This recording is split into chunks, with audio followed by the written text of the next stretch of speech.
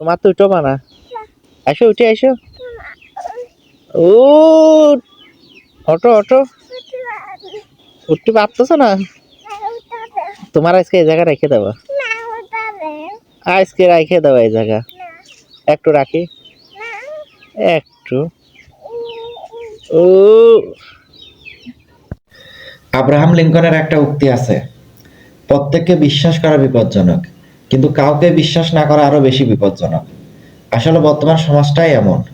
যদি আপনি একজনকে বিশ্বাস না করেন, সে বলবে তুই আমাকে বিশ্বাস করিস না। আবার তাকে যদি আপনি বিশ্বাসও করেন, একসময় সব থেকে মূল্যবান বাসটা সে আপনাকে দিবে।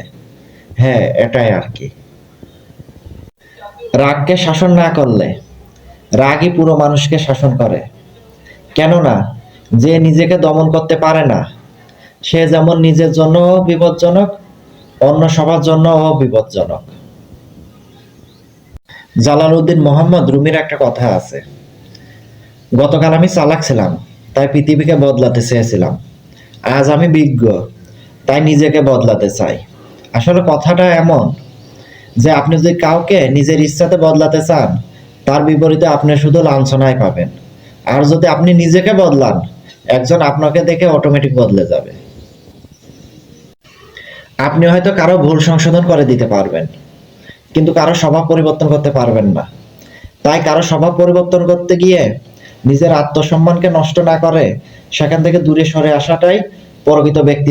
আমাদের সবার জীবনে কম বেশি শত্রু থাকে।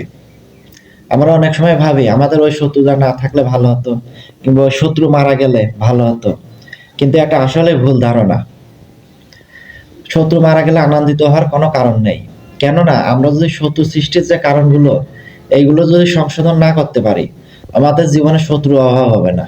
কত শত্রুকে আপনি মেরে ফেলবেন, একের পর এক শত্রু আবির্ভাব হয়েই থাকবে।